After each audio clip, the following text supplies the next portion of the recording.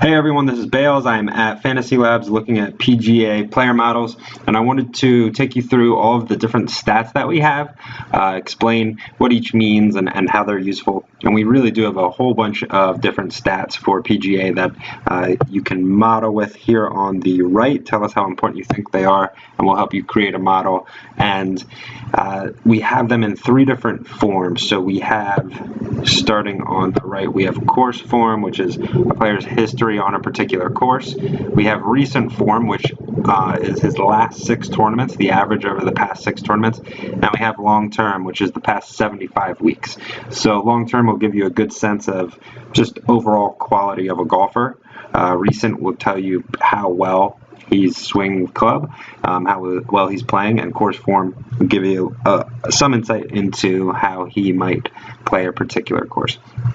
So I'll just go left to right here and explain these.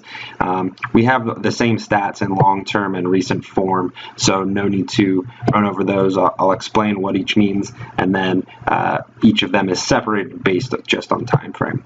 So odds is we have the percentage chance that a golfer has to win a tournament. This is taken just from the Vegas odds, and we have an implied probability based on if a golfer is 25 to 1 to win or whatever it is. And these, I think people in PGA use the odds quite a bit when maybe they shouldn't. Number one, odds to win are a measure of upside. It's obviously the percentage chance that a golfer has to win, and although you do generally want to target those golfers, that's not all that matters in fantasy.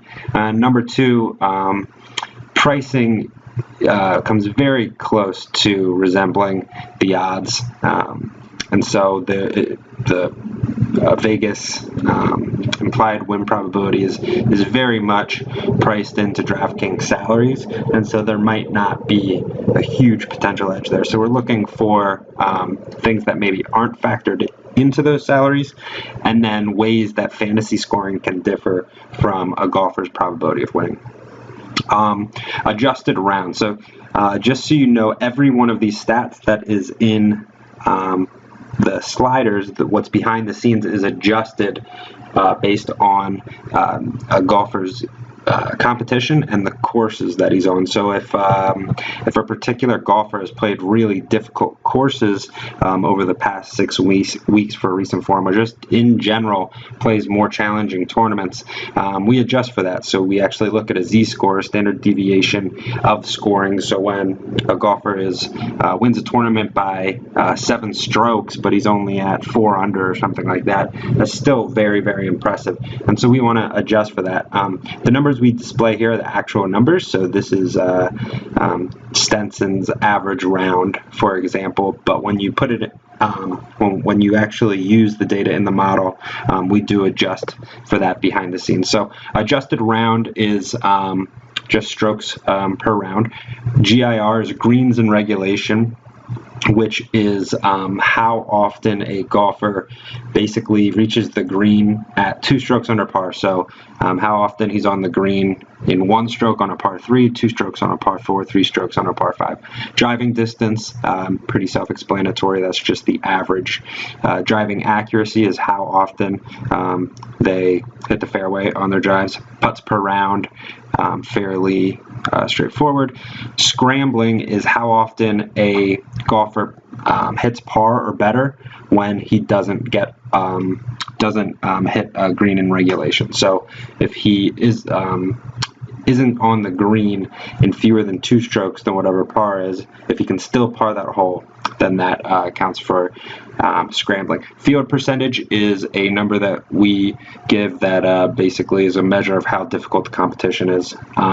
So you'll see a lot of cheap golfers who play overseas or in just not a lot of huge tournaments like the Masters and things like that. They're going to have pretty low numbers here just because the competition isn't as good, and so we should adjust for that. And then the rest is pretty self-explanatory. Eagles, birdies, bogeys on average per tournament. Count is just the number of tournaments that went into this particular sample. Missed MC is missed cut percentage, which I think is perhaps important to look at when you're in cash games and you want guys who you can rely on to make the cut who aren't super volatile.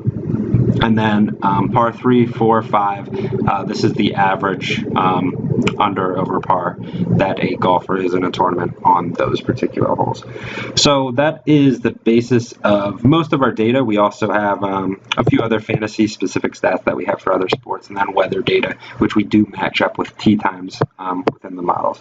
So a lot of really powerful stuff here. I think even when you're not using the models and even not looking at your ratings that are based off of your model, just analyzing the data, interpreting it, looking at the differences between long-term and recent, clicking on player cards to help visualize these things. We do have we have the percentile scores here.